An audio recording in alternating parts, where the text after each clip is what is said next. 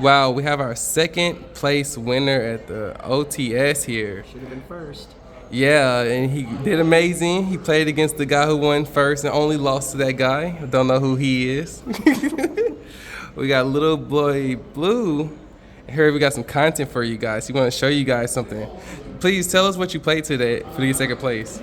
Oh, I played Labyrinth, and a lot of people were saying that like it was power crept a lot and it was like predictable. But I thought that a lot of people were gonna like play Droll more than Ash because they thought it'd be better for the Snake Eyes matchup. But honestly, Droll doesn't do anything to Snake Eyes. But I had just the sauce to take on the Snake Eyes matchup.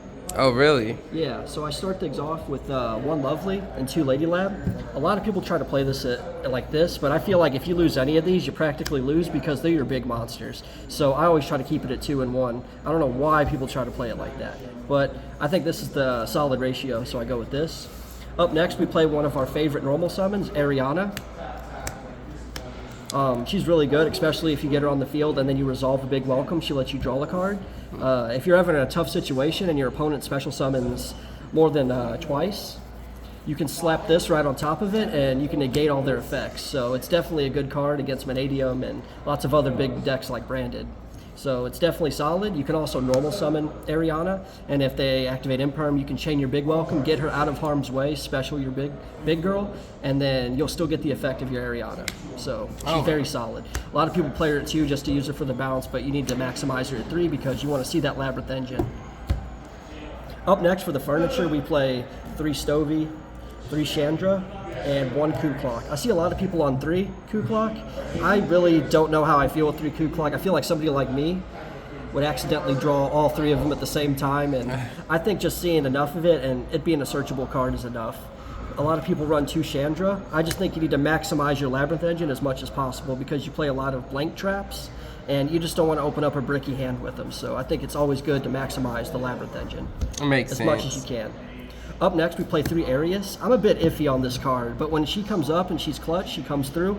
I mostly just play her so I can maximize Karma Cannon on my opponent's turn, or a D barrier, or anything like that, a different dimension ground, you name it. That's mostly what her purpose is. She also, if you normal Ariane and they imperm, you can respond to her effect if you don't have a big welcome, and special summon her from the grave, and it's a free Chaos Angel. It's really awesome. But besides that, I'm like... Do you ever see multiple copies of her, or she's like a brick with multiple copies in hand? With multiple copies in hand, she is a big problem.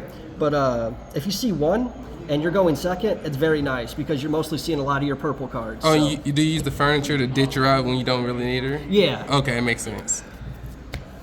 And then also for the hand traps, all we played was 3 Nibiru. There's some imperms, but they're in the traps. But all we played was Nibiru. I tried Ash. Ash didn't do a thing to Snake Eyes. I tried Droll. Droll didn't do a thing to Snake Eyes. So I figure Nib is definitely a killer to Snake Eyes, and everybody should be playing Nib if you're even not playing Snake Eyes, and if you are, for the mirror match. How many times did you resolve Nib? I resolved Nib all day that day, except for against you. It's a flow day. So I definitely signed up against that matchup. Oh man, that card hits me too, man. The only spells we play is 3 Extrav, 1 Labyrinth, and 1 Called By. I always live and breathe by the 1 Called By. I don't know. I always tell people to play the 1 copy. It's so good. Most of the time when I resolve a Called By, I win the game. A lot of people say this was a win more card, but for me it felt more like popping and gaining more resources. So I guess it was a win more card, but it also got me out of tough jams. So I wouldn't just call it a win more card. A lot of people are on Prosperity, but I think Extravagance is better with the furniture. And we could argue back and forth about it, but Extravi is that card. How did it worked out for you, the Extravagance over the Prosperity? Yeah, once they figured out that I was playing Labyrinth, I think a lot of their mindsets were to save their Ash for the big welcome, but we have something in there for that. But they decided, okay, so I shouldn't Ash the Extrav, I should save the Ash for the big welcome. But a lot of game 1s, they did Ash the Extravagance. But once they figured out I was on Lab, they did not touch this card anymore. All right, we'll head on to our traps. This is the last of our Labyrinth engine. We played 3 big welcome and 2 regular welcome. A lot of people think... Why not 3 and 3? So, I don't want to open up too many welcomes. Most of the time, we just want to welcome and recursion in our graveyard. A lot of people want to cut this down to 1 because of transaction rollback and the possibility of bricking. But at the OTS, I did absolutely fine. Like there was no bricking involved.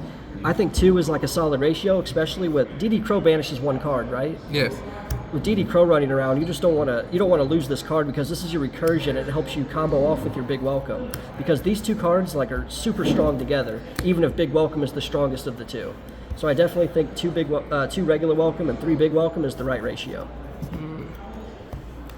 Next up, my favorite trap in the game right now. It took over the spot of Ice Dragon's Prison. I got to go with Destructive Daruma Karma Cannon. Oh, yeah. I wonder who told you to play 3 a few formats ago. I just want to know.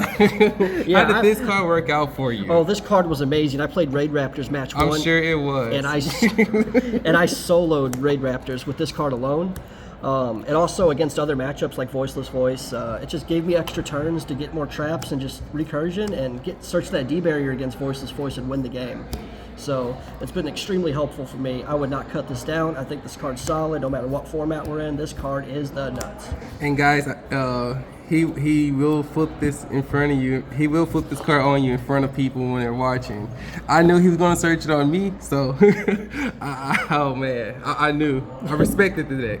That card's amazing. Up next, this card. What the heck? Every time I resolved this card against somebody, I won the game. Like, this card was amazing. It's basically a second Big Welcome if they ash your first Big Welcome. If you don't have the strike, you can just Big Welcome again and just do your lab plays like you normally would. So it basically makes the ash play or Ghost Spell play irrelevant because they can't ash or Ghost Spell this card because it's copying the effect. But wow. But the drawback is you do pay half, but the game's pretty much over once you resolve this. Like, you don't want to resolve this at the beginning of the game. Like, towards late game is when you want to resolve this and win. Oh wow. Amazing card. If you wanted to, you could probably cut it down to 2 and play Foolish Burial Goods, but I'm going to keep it at 3 for now, just so I can discard it with the furniture.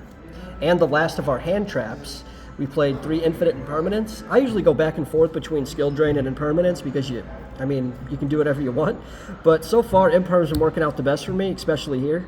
Yeah. It's really good, especially when you get to the game 2 and 3s to Imperm the Barone, go to battle phase, activate evenly. Barone can't do anything. Oh yeah. So you force the negate off Barone, and then you evenly. It makes sense. Yeah, it's a versatile card, so it makes sense in the trap deck. Yeah. And last but not least, my Snake Eyes Killer, a different dimension ground. Oh wow, that's a new tech we don't see people play. I'm thinking about running a second one in the main, but after seeing how many flow players there were, I might just keep it at 1 and then keep the second one on the side for now. And then, last but not least, my clutchest card, my Solemn Strike. I didn't resolve a strike at all. I don't think I used strike on anybody I played, but if I ever do, that Big Welcome is going off. But that's it for the main deck.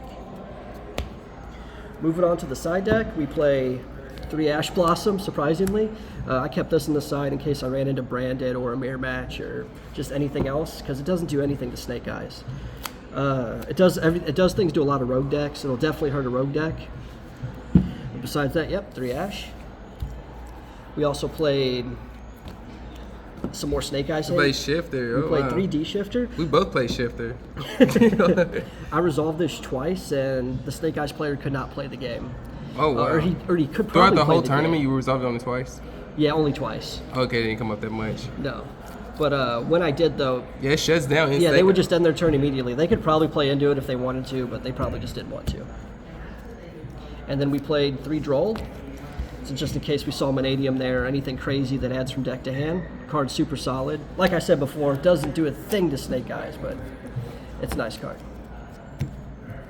Then we played the legendary 3 Evenly Matched. This card came up for me once against Flow Player. It was suboptimal. It didn't do too much. It banished about 2 cards. But besides that, I would keep Evenly in here in case I need it. And then our singleton cards are the Different Dimension Ground, the 1 Eradicator. Now how did that Eradicator work out for you? Oh, Eradicator? I played a Flow Player earlier in the rounds, and I blew him out for 5. So Eradicator was insane when I saw it.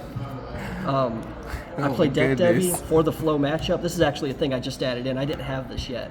But that Deck Debbie is going to come in clutch against a Flow Player. The second copy of DDG, in case I see some Snake Eyes. And then D-Barrier, which helped me defeat Voiceless Voice single-handedly. And that's it for the side. Oh, wow. And now on to the extra? On to the extra. So how much did your extra deck come up? The extra deck came up Kind of, sort of. Your main deck was just enough just to beat them pretty much. Yeah, the main deck was enough. The XYZ monsters we played were just these guys. We just played 2 Typhon. Typhon came up a couple times. I didn't make these at all, but just in case, I did have these like on the back burner, so I could maybe, I don't know, make a Baguska and then slap him on top. I don't know. I just put them in there in case I needed them. Most of the time they just got extravied. We played 3 Muckracker. I only have 2 right now, but I do have a 3rd one. This card came up a lot. I would recursion the Chaos Angel, so I would summon Chaos Angel, I'd banish something, make a Muckracker with the Chaos Angel, and then use Muckracker's effect to special it back and use Chaos Angel's effect to banish again. Oh man. So this card is crazy. I love this card. Definitely recommend it for any lab player. And then speaking of Chaos Angel, we played 2 copies. You could play a 3rd one. I do recommend 3 if you're playing Extravagance, but I just ran 2. But Budget Labyrinth. Did they come up a few times? Yes, they did. They came up a lot. Oh my goodness. Next up, we played 2 Underworld Goddess. This card didn't come up at all for me. I'm sure there were situations where I could have made this card, but there were just other plays that I could do like better without this card. So I might actually be cutting this card. But yeah, there's nothing in. There's no guy cards in the format like the Noir or the. Yeah, and there's nothing that this does that a card mechanic can't do. Oh yeah. And then we played 2 Darks. This is mostly for whenever I get an SP Little Knight, I can make one easily with Dark. But right now I do not have an SP Little Knight.